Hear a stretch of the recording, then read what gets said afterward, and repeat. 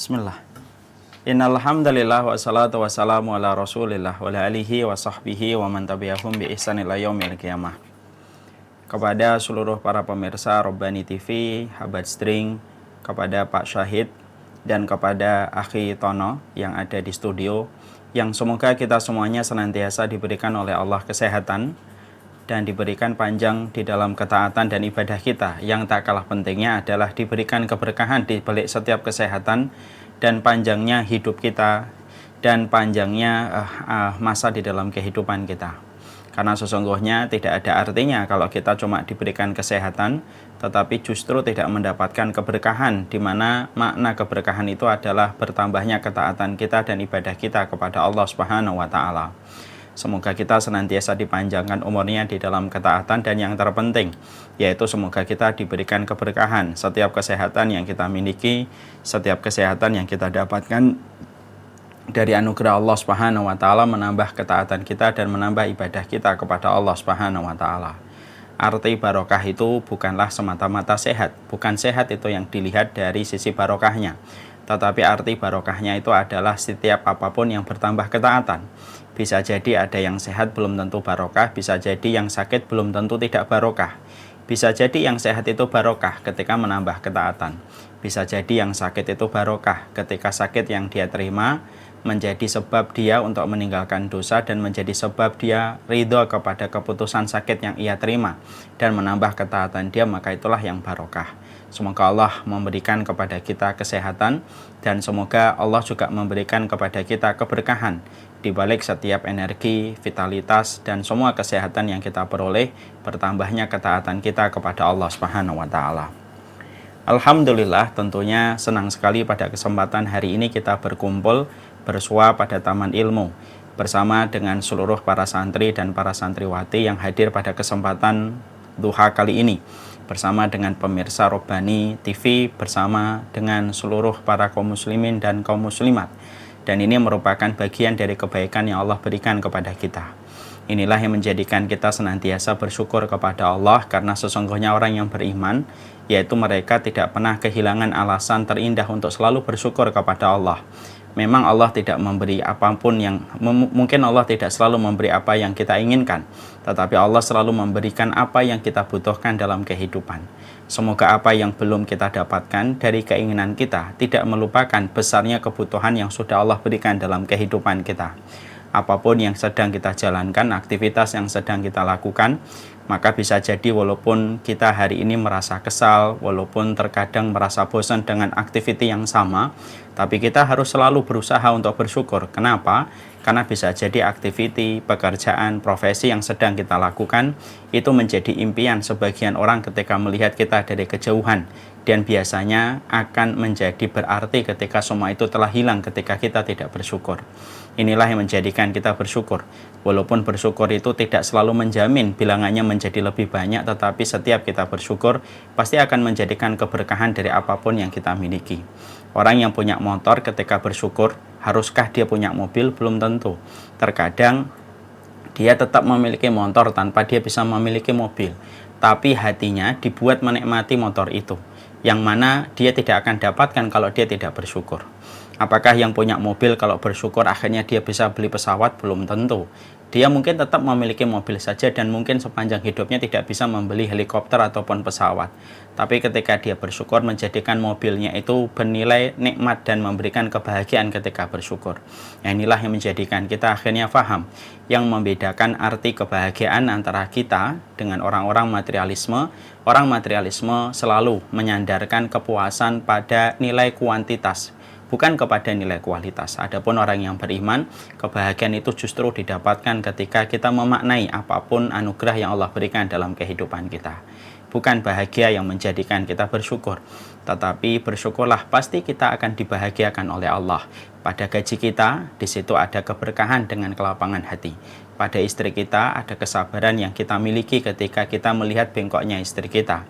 Pada suami kita ada kesabaran yang kita dapatkan ketika kita mendapati suami kita tetaplah laki-laki akhir zaman yang terkadang dia salah ataupun terkadang dia belum mengerti bagaimana cara memperlakukan kita selaku istrinya. Dalam anak-anak kita akan barokah ketika kita memiliki kelapangan. Itulah yang menjadikan kita bersyukur. bersyukur itu tidak menjamin bahwasanya dari 1 menjadi 3, dari 3 menjadi 5, tidak. Tapi di dalam kita bersyukur pasti di dalam 1 ada kelapangan yang tidak didapatkan bagi mereka yang tidak bersyukur kepada Allah. Inilah yang menjadikan kita bersyukur setiap waktunya, setiap saatnya kepada Allah Subhanahu wa taala di dalam setiap kehidupan kita. Alhamdulillah, pada kesempatan hari ini kita akan membahas tentang kesehatan, madu dan habatus sauda. Sebelum kita membahas tentang itu, saya harus jelaskan secara utuh bahwasanya kita harus paham bahwasanya sunnah yang diajarkan oleh Rasulullah SAW dalam kehidupan kita adalah sunnah yang sifatnya menyeluruh. Tidak pernah sunnah itu hanya menitik beratkan kepada satu sisi kehidupan dan melepaskan sisi kehidupan yang lainnya. Itu bukan sifatnya sunnah. Karena sunnah itu sifatnya syumul, sifatnya itu syamil. Makanya syamilah itu yang menjadi kendaraan kami dalam dakwah. Syamilah itu artinya menyeluruh, karena begitulah sunnah. Sunnah itu menyeluruh dalam kehidupan kita, dan kita sudah diberikan metode di dalam kita menjalani kehidupan dan diberikan petunjuk di dalam kita melangkah, dan itu semuanya sudah jelas. Dan siapapun yang tidak mengambil petunjuk yang sangat terang ini, maka dia akan tersesat dan berujung kepada kerusakan di dunia dan di akhiratnya, ketika mereka tidak mengimani bahwasanya sunnah itu mengatur seluruh lini dalam kehidupan kita. Makanya Rasulullah SAW menyampaikan, ini taraktukum ala masalil bayda lailuha kanahariha la yaziku anha ba'di halikun. Sesungguhnya tidaklah aku meninggalkan kepada kalian seluruh manusia kecuali satu ajaran yang begitu terang. Saking begitu terangnya, seakan-akan kalau kalian melewati waktu malam itu akan menjadi terang, karena petunjuk yang aku tinggalkan begitu terang menyinari kehidupan kalian. La yaziku anha ba'di ilahikum. Dan tidaklah orang yang sudah aku tinggalkan petunjuk yang sudah sangat terang ini, kemudian dia mencari petunjuk dan metode yang lainnya yang bukan dari sunnahku dan bukan dari ajaranku, kecuali dia pasti akan celaka dalam kehidupan dunia dan akhiratnya. Nah, inilah yang menjadikan kita akhirnya paham sunnah itu tidak hanya bicara tentang sholat, sunnah itu tidak hanya bicara tentang puasa, sunnah itu tidak mungkin hanya bicara tentang haji, umroh, dan bagaimana cara membayar zakat dan sedekah. Tapi sunnah itu juga membicarakan tentang negara, sunnah itu membicarakan tentang bagaimana kehidupan bermasyarakat, dan sunnah itu juga membicarakan bagaimana menjaga kesehatan kita. Karena ini merupakan salah satu bagian penting dalam kehidupan. Salah satu di antara hajat pokok kehidupan manusia itu adalah kesehatan. Dan sunnah datang bukan untuk mengeliminir yaitu kesehatan dalam kehidupan manusia, tetapi justru mengakomodir dan mengarahkan bagaimana setiap muslim yang telah bergabung di dalam keimanan, mereka juga mendapatkan kesehatan di dalam keislaman kita. Inilah yang kemudian kita harus pahami. Makanya kemudian akhirnya kita dapati bahwasanya Islam itu ketika memberikan kualitas dalam kehidupan manusia, salah satunya kesehatan, selalu meletakkan kepada dua fondasi yang penting. Yang pertama adalah pola pikir, yang kedua adalah pola asupan atau pola makan. Dan ini merupakan dua perkara yang saling berkaitan untuk memberikan kesehatan di dalam kehidupan kita. Karena sebelum kita membicarakan kesehatan dengan habatus sauda dan madu, itu adalah pola asupan yang nanti kita akan bicarakan. Tetapi sebelum kita membicarakan itu, kita harus paham, menjaga pola pikir itu merupakan salah satu perkara penting dan primer di dalam menunjang kualitas kita di dalam kehidupan, ketika pola pikir kita sesuai dengan pola pikir yang positif sebagaimana yang dijelaskan di dalam kitabullah dan sunnah. Makanya kan sering kita dapati kenapa banyak orang gila dalam tanda kutip di pinggir jalan, makanannya apa saja, tetapi terkadang justru imun tubuh mereka lebih kuat daripada mereka yang di dalam rumah. Saya membaca karena salah satunya pola pikir mereka yang tidak ada beban. Karena menjaga pola pikir itu merupakan salah satu perkara yang harus kita fahamkan kepada diri kita. Tidak ada manfaatnya kita meminum apa saja tetapi pola pikir kita berada pada frustasi, berada pada depresi.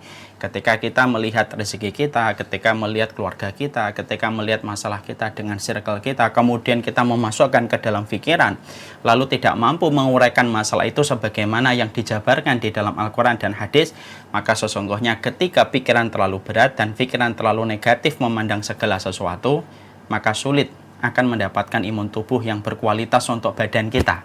Karena imun tubuh itu salah satunya tertopang dengan pola pikir yang benar. Inilah yang menjadikan kita akhirnya paham. Makanya di dalam menjaga kualitas kita adalah bagaimana pola pikir kita itu harus pola pikir yang ringan, sebagaimana yang dijabarkan di dalam Al-Quran. Tidak boleh dendam, tidak boleh marah berlebihan, tidak boleh ketakutan berlebihan, tidak boleh berprasangka yang buruk kalau kita sedang menghadapi episode yang tidak menyenangkan, ataupun episode hidup yang terkadang tidak sesuai dengan harapan kita. Semua itu harus dikembalikan bagaimana Al-Quran dan bagaimana As-Sunnah menjabarkan untuk menyikapi semua masalah itu, supaya semua itu bisa kita sandarkan kepada Allah dan bisa kita niatkan itu menuju satu manifestasi ibadah yang akan menjadikan beban pikiran kita menjadi tenang. Kalau beban pikiran kita sudah tenang, pola pikir kita sudah positif, maka insya Allah ada imun tubuh yang akan terbentuk, dan imun dari pola pikir ini sangat banyak dalam kehidupan tubuh kita. 2 hari yang lalu, saya ini bicara dengan salah satu jamaah di masjid kompleks saya. Kemudian ada salah satu bapak-bapak yang pernah mengalami riwayat bagaimana beliau itu kena stroke. Kemudian beliau divonis bagian tubuhnya yang sebelah kiri atau sebelah kanan, saya lupa, tidak bisa bergerak. Kemudian terapi didatangkan, tapi kemudian beliau selalu berpikir positif. Dia berpikir dia ingin kembali, dia ingin berpikir bahwasanya dia ingin sehat kembali, dia ingin jalan kembali. Walaupun pada saat melihat kondisinya, banyak orang yang mungkin agak pesimistis melihat bagaimana niatan yang beliau miliki. Ternyata Masya Allah, ternyata ketika dia berpikir positif, maka kemudian akhirnya dia betul-betul mendapatkan apa yang dia niatkan. Makanya sampai kita sampai kemudian saya mendapati beliau cerita, saya itu sembuh itu ya karena pola pikir, Ustadz. Karena saya selalu berpikir positif, saya selalu berpikir saya harus sehat, saya ingin kembali ke masjid, saya ingin jalan ke masjid, dan lain sebagainya. Dan itu ditanamkan oleh beliau setiap waktunya dan setiap saatnya. Beliau tidak pernah putus dari rahmatnya Allah dan tidak pernah putus asa dari harapan yang dia sandarkan kepada Allah. Dan hari ini Masya Allah beliau dalam kondisi sudah kembali ke masjid, sudah ngobrol, sudah jalan biasa. Orang kalau melihat beliau secara selintas tidak akan pernah menyangka kalau beliau pernah kena stroke dan pernah tergeletak lemah di atas kasur beberapa waktu. Nah, ini yang menjadikan semakin menguatkan apa yang kemudian kita harus lakukan. Sebelum kita bicara tentang pola asupan, sebelum kita bicara tentang pola makan, pola pikiran ini harus betul-betul kita kondisikan selalu dalam kondisi yang positif. Kalau kemudian kita selalu tertekan, selalu terpressure, segala sesuatu kita pikirkan, segala sesuatu kita masukkan dalam pikiran kita, tanpa kita menyandarkan seluruh masalah yang kita hadapi kepada Allah yang menjadi sumber harapan, dan kepadanya kita berharap atas apapun yang kita dapatkan di dalam kehidupan. Pola pikir kalau semerawut, pola pikir ini kalau negatif, maka sesungguhnya imun tubuh tidak akan terbentuk, walaupun pola makan dan pola asupan yang kita dapatkan itu mungkin secara standarnya sudah maksimal. Tapi kalau pola pikirnya itu adalah berantakan, maka sesungguhnya tidak akan banyak bisa memberikan imun dalam tubuh kita. Makanya kan ada orang yang mati karena ketakutan dia sendiri. Ada orang yang kemudian mereka frustasi karena pikiran-pikiran yang ada di dalam pikiran mereka sendiri. Nah, itulah yang menjadikan kita paham kenapa Islam itu mengatur hati, kenapa Islam itu mengatur pikiran kita. Karena pada dasarnya pola pikir ini merupakan salah satu komponen penting memberikan imun di dalam tubuh kita itu melalui pola pikir yang benar. Saya mungkin Bapak dan Ibu pernah melihat kejadian ya, ada kuda yang terperosok kepada lumpur, ke dalam lumpur dia. Dia berusaha untuk keluar dari lumpur itu, tetapi dia tidak beranjak bisa pergi dari lumpur itu. Ada pakar kuda yang datang melihat kuda ini terperangkap di dalam lumpur. Yang dilakukan oleh orang yang sudah pengalaman dengan kuda itu apa? Dia tidak menarik kuda dari lumpurnya. Lalu dia justru melepaskan puluhan kuda dari kandangnya. Lalu kerumunan kuda ini mengitari kuda ini untuk kemudian berputar terus. Kuda yang terperangkap ini kemudian melihat temannya berputar terus. Akhirnya memberikan harapan. Lalu kemudian dia berusaha lagi, keluar lagi, dia berusaha lagi. Setiap kemudian temannya mengitari dia ketika dia terperangkap di dalam lumpur itu, setiap putaran itu memberikan motivasi. Akhirnya kuda itu keluar dari jebakan lumpur tersebut dan dia bisa selamat. Dan bukan ditarik, tetapi justru yang unik adalah ketika lumpur-lumpur ini, ketika kemudian kuda-kudanya mengitari dia dan memberikan harapan dan motivasi. Ayo kamu bisa keluar dari lumpur ini. Dan akhirnya dia bisa lepas dari lumpur itu, bukan karena ditarik, tetapi karena motivasi yang dia dapatkan ketika melihat teman-teman kudanya itu berputar di sekitar dia. Nah, inilah yang menjadikan kita paham pola pikir itu penting. Makanya Islam itu bukan hanya sholat, Islam itu bukan hanya puasa. Islam itu ada sebuah metode tazkiyatun nufus, bagaimana husnudzon kepada Allah, bagaimana memaafkan orang, bagaimana kita tidak balas dendam, bagaimana kalau marah jangan sampai melampaui batas. Kenapa Islam mengatur hal-hal semacam itu? Karena ini penting, karena kualitas manusia, salah satu kualitas manusia itu tergantung bagaimana pola pikirnya. Karena pola pikir ini sangat mempengaruhi kontribusi imun di dalam tubuh kita. Makanya lihat semua penyakit itu kalau datang ke dokter, diagnosa dokter ketika mulai mencembuhkan adalah jangan terlalu banyak pikiran. Itu kata-kata dokter. Selalu gitu. Nanti mungkin dokter Insan yang akan menjelaskan nanti juga akan menyampaikan begitu.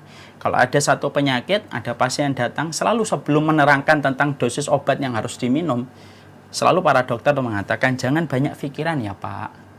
Kerjanya istirahat dulu seminggu, minta cuti dari kantor. Kenapa?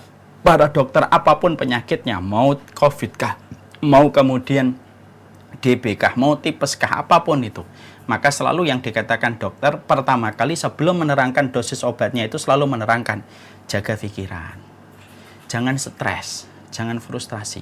Karena akibat yang ditimbulkan kalau pikiran terlalu berat itu terkadang jauh lebih parah daripada asupan makanan yang tidak sehat.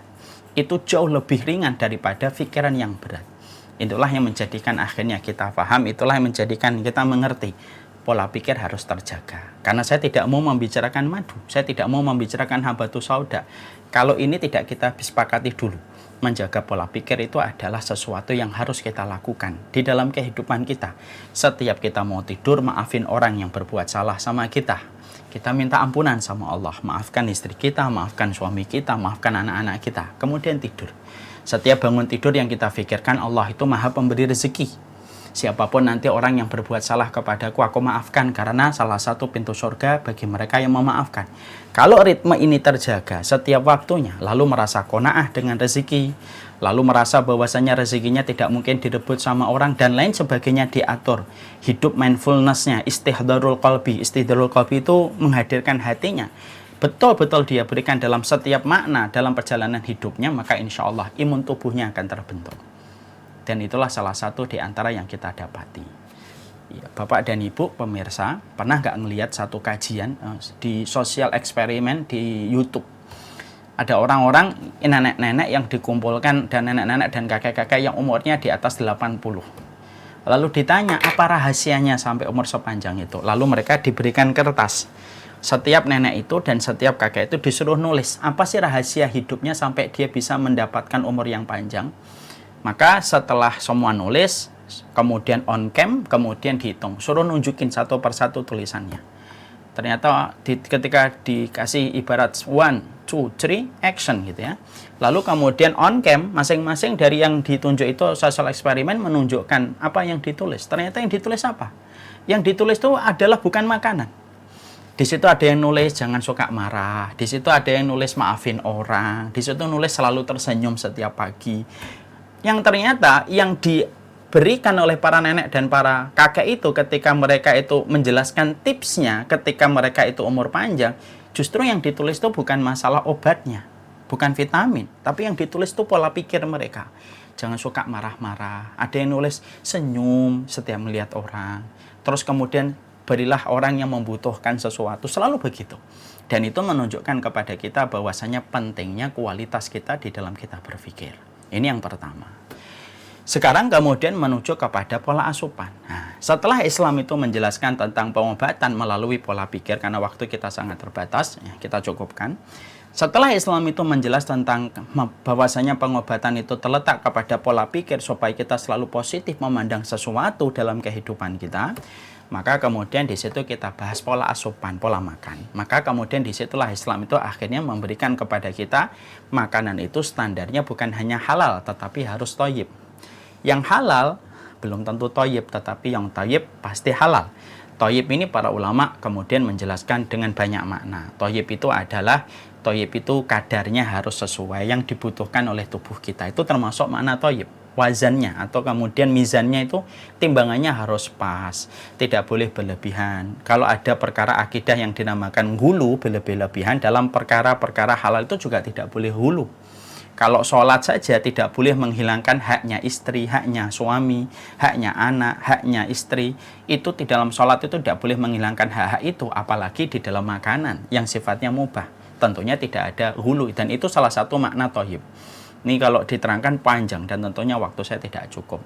Tapi disitulah kita paham bahwasanya di dalam Islam itu bukan hanya menjaga pola pikir yang bisa memberikan kontribusi imun di dalam tubuh kita. Tapi kemudian yang kedua adalah pola asupan. Nah, pola asupan ini kalau kita kembalikan di dalam pengobatan Islam itu setidaknya kalau saya berdasarkan beberapa hadis yang saya baca, itu setidaknya terbagi menjadi 3. Ada output, ada input, lalu kemudian ada keimanan. Jadi ada 3. Jadi ketika kemudian ada manusia, mereka tidak memakan yang halal dan thayyib, lalu membiarkan dirinya itu makan yang halal, tetapi tidak pernah memperhatikan kethayyiban pada setiap makanan dan minuman yang dia konsumsi, akhirnya dia tidak mengenal apa itu yang berlebihan dan lain sebagainya, maka ini kemudian akhirnya timbulnya satu penyakit. Nah, penyakit ini diberikan oleh Allah tentunya ada, kita harus paham. Penyakit itu diberikan oleh Allah ada 2. Ada 1 karena memang Allah memberikan kepadanya, karena memang Allah menjumpai bahwasanya orang ini masih memiliki dosa, tapi kebaikannya terbatas, lalu akhirnya Allah kirimkan penyakit supaya penyakit itu bisa menjadi alasan untuk menghapuskan dosa-dosa yang dia lakukan. Ada yang kedua, penyakit itu memang diberikan oleh Allah sesuai dengan tingkat perbuatan yang dia lakukan. Makanya ada sebuah hadis Rasulullah, al-jaza'u min jinsil amal. Balasan itu tergantung kepada setiap perbuatan. Kalau kemudian makannya begini, ya akibatnya bisa begini. Kalau makannya begini, pola makanmu begini, akibatnya bisa begini. Karena apa? Balasan atas apa yang kita peroleh itu biasanya berdasarkan perbuatan yang kita lakukan. Walaupun penyakit itu terkadang diberikan oleh Allah, yaitu sesuai dengan perbuatan kita, tapi kalau setiap dari kita lalu menerima penyakit itu, lalu kemudian dia menyesali, mungkin ada perkara hulu yang dia dapatkan, lalu dia terima dengan ikhlas dan dia ridho, tentunya penyakit itu tetap menjadi penggugur dosa juga. Nah, kalau ini sudah terjadi, maka kemudian pengobatannya ada 3. Tadi yang saya sampaikan. Yang pertama adalah keimanan dulu. Kalau bahasa kedokteran itu sugesti. Yang kedua adalah yaitu adalah inputnya apa, kemudian yang ketiga outputnya itu apa. Dan ini kemudian harus kita paham. Yang pertama pengobatan tentunya adalah keimanan. Keimanan itu adalah bahwasanya sebelum kita kemana-mana di dalam kita mendapati penyakit yang hadir pada kehidupan kita, yang pertama itu keimanan kita. Keimanan itu wujudnya adalah dalam bentuk dzikir dan dalam bentuk Quran. Karena Quran itu diturunkan menjadi syifa, menjadi obat bagi setiap manusia, ya. Jadi kemudian syifa itu ya tentunya dalam pola pikir, pola makan. Apabila menimbulkan penyakit, maka kemudian salah satu obatnya itu adalah di Quran. Makanya ada Quran yang kemudian dibaca yang bisa kita harapkan kesembuhannya. Sebagaimana dzikir-dzikir tertentu yang kemudian kita bisa harapkan kesembuhannya. Ini yang dinamakan dengan kekuatan dzikir, yang saya namakan dalam bentuk pola keimanan. Bahwasanya kita beriman ayat-ayat Allah dan hadis-hadis Rasulullah itu bisa menyembuhkan. Dan itu harus kita imani. Makanya saya tidak terlalu ingin memakai kata sugesti. Karena apa? Sugesti itu lebih rendah dari iman. Iman itu lebih tinggi daripada sugesti. Makanya kita dapati contoh kisah nyata Imam Ibnu Qayyim. Imam Ibnu Qayyim itu diterangkan bagaimana beliau itu ketika sakit, maka beliau menterapi sakitnya dengan membaca Al-Fatihah. Berulang-ulang terus. Lalu kemudian beliau memberikan testimoni bagaimana surat Al-Fatihah yang dia baca memberikan kembali kesehatan dan vitalitas kepada dirinya. Karena sesungguhnya Al-Fatihah merupakan salah satu surat yang dinamakan dengan Ar-Ruqai yang sifatnya itu bisa menyembuhkan. Dan itu kemudian diimani betul oleh Imam Ibnu Qayyim. Akhirnya kemudian Imam Ibnu Qayyim membaca Al-Fatihah ketika beliau sakit. Beliau terangkan di dalam kitabnya. Dan kesaksian serta testimoni orang solih setingkat Imam Ibnu Qayyim tidak perlu kita ragukan. Kemudian ternyata memberikan kesembuhan. Inilah yang disebut dengan pengobatan keimanan yang hari ini sudah meluntur dalam kehidupan kaum muslimin. Makanya kemudian banyak sekali pengobatan itu yang akhirnya dengan semacam itu.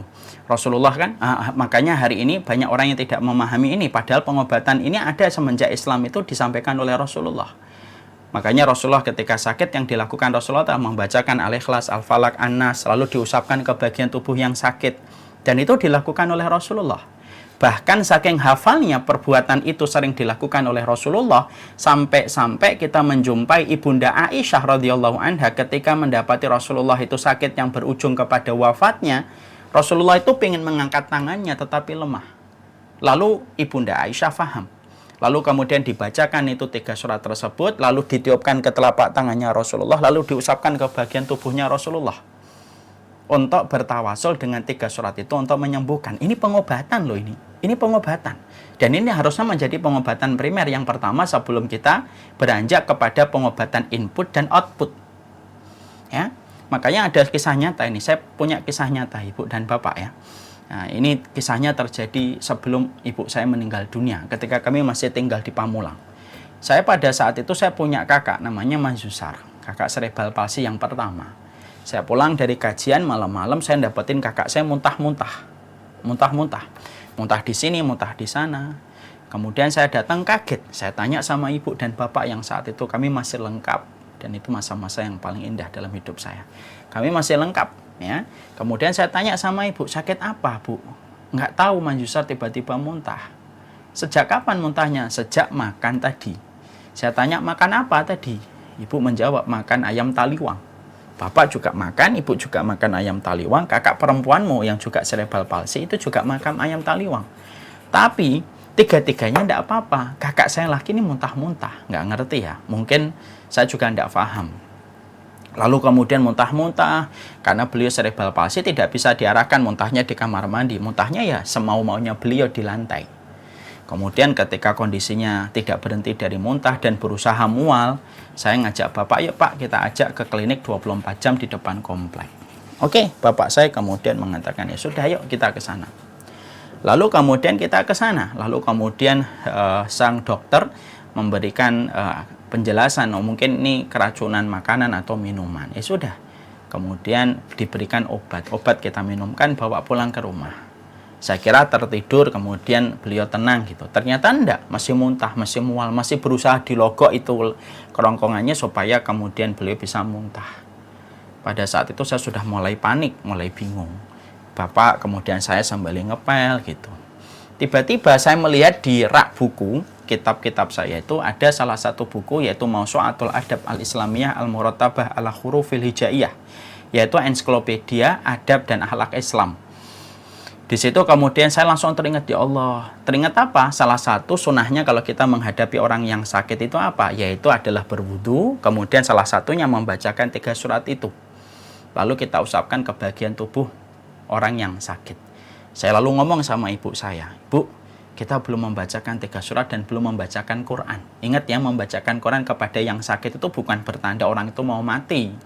Itu salah kaprahnya masyarakat kita hari ini. Kalau dibacain Quran itu mau mati. Nggak, Quran itu memang obat bagi orang yang sakit. Saya berwudu, kemudian ibu juga wudu.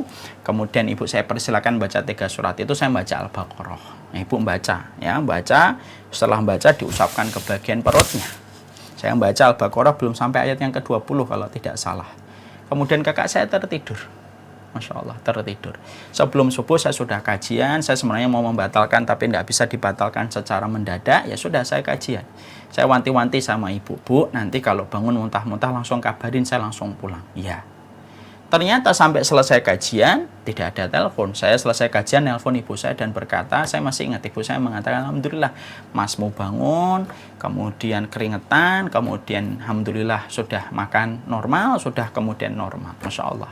Disitulah kita akhirnya memahami betul bahwasanya inilah kekuatan pertama, kekuatan keimanan yang disandarkan kepada ayat. Harus yakin, harus beriman. Kalau bahasa kedokteran harus sugesti. Kalau saya menggunakan harus diyakini bahwasanya Quran dan hadis itu adalah merupakan obat. Ya tentunya harus sabar menunggu apa yang Allah takdirkan untuk kita. Makanya ada sebuah kejadian, kan ada seorang sahabat disengat kalajengking di waktu sore, pagi harinya lapor kepada Nabi, ya Rasulullah, saya tadi malam, tadi sore disengat kalajengking. Lalu Rasulullah berkata, coba kalau tadi sore kamu mengucapkan a'udzu bikalimatillahi tammah min syarri ma khalaq. Kalau kamu mengucapkan doa ini, maka tentunya tidak akan ada kalajengking yang menyengatmu. Di situ Rasulullah menyandarkan ilahnya. Kalau kamu tidak ingin disengat kalajengking, baca dzikir. Nah, inilah kemudian pengobatan pertama. Makanya kemudian salah satu pengobatan dalam riwayat Muslim, kalau kita lagi sakit apa?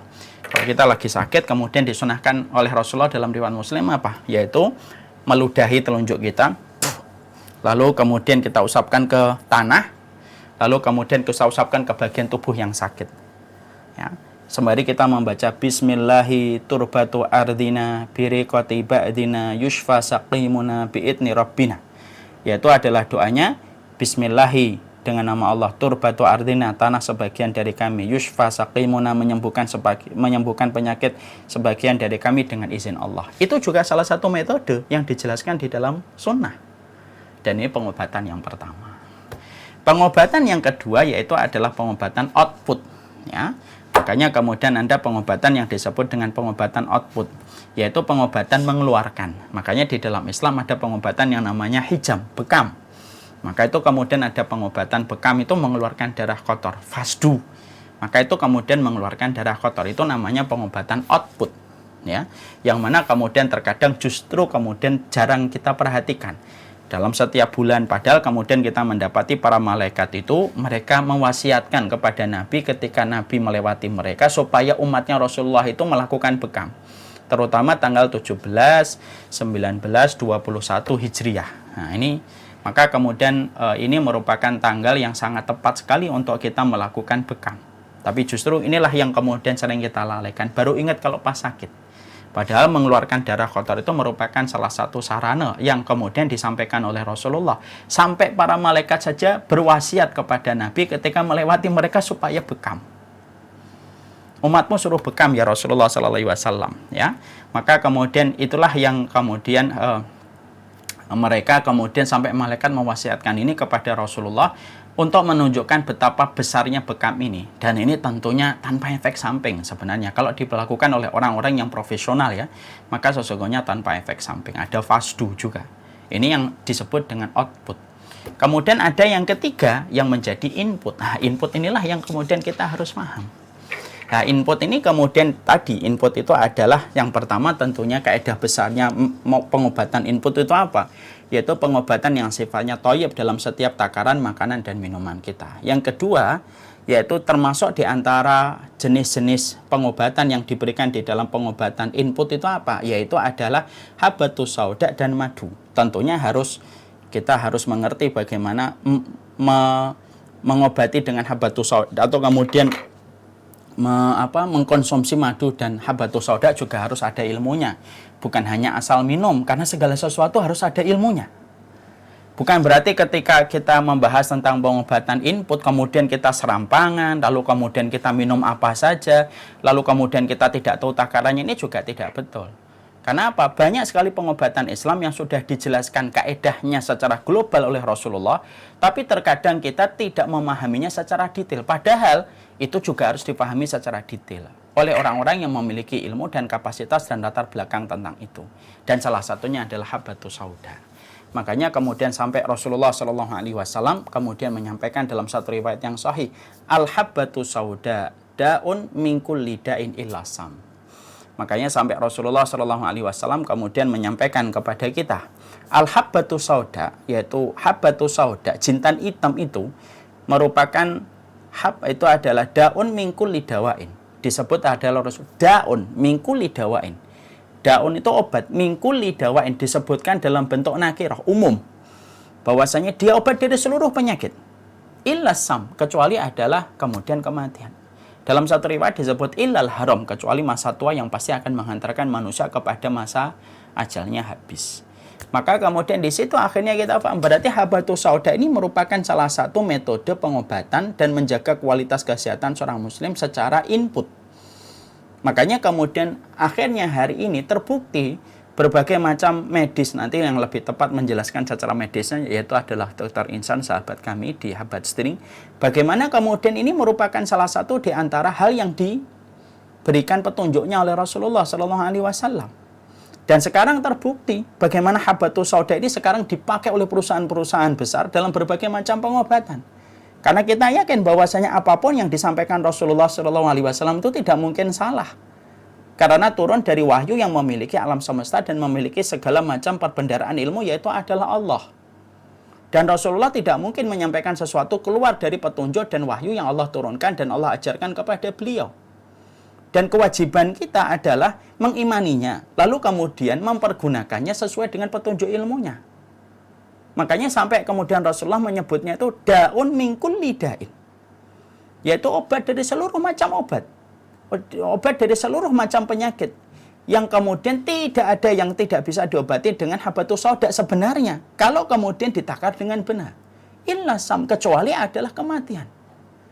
Nah, inilah kewajiban para dokter, kewajiban yang hari ini belajar di kimia.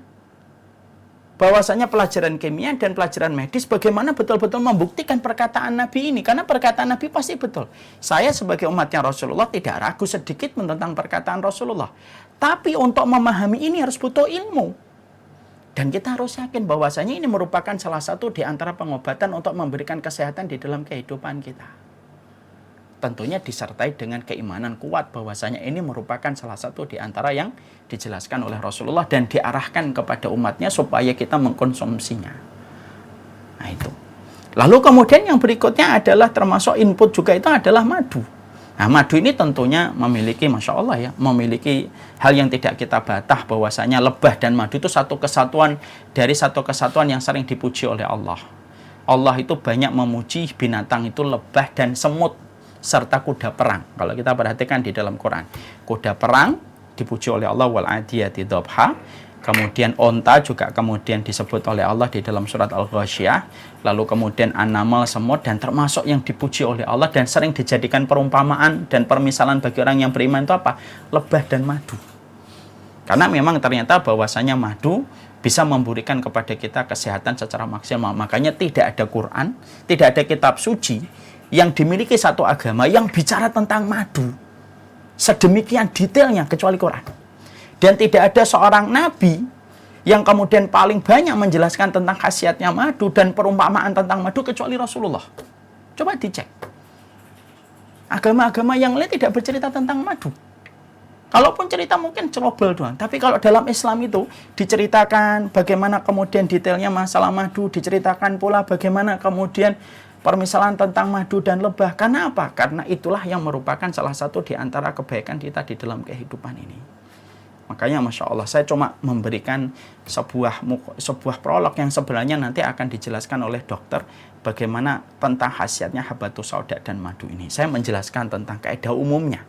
Inilah pentingnya bagi kita untuk mengetahui betul bahwasanya Islam itu memperhatikan pola kualitas kesehatan kita dua, pola pikir dan pola asupan. Pola pikir menjaga pikiran kita supaya benar, supaya positif.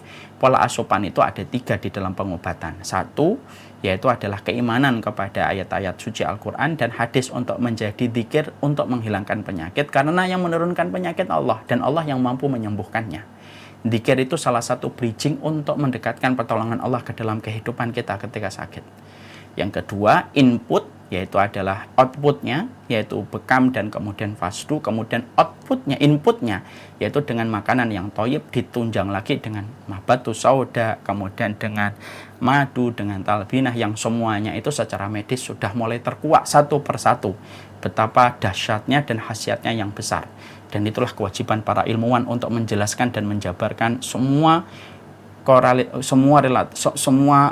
hubungannya antara apa yang dijelaskan Rasulullah itu sesuai dengan apa yang memang kita butuhkan dalam kualitas kesehatan kita. Wallahu a'lam bishawab. Saya tentunya tidak bisa berpanjang kata karena harus berbagi dengan para ilmunya orang-orang yang memiliki ilmu di bidang lain. Nanti ada dokter insan dan yang lainnya. Inilah yang saya sampaikan supaya kemudian kita paham, supaya kita mengerti bahwasanya mari kita jaga pola pikir kita, mari kita jaga pola makan kita, dan pola makan kita harus terbantu dengan 3: keimanan, input, dan output. Semoga Allah memberikan kepada kita kesehatan yang membawa barokah dalam kehidupan kita. Saya serahkan kembali kepada studio Rabbani di Bandung.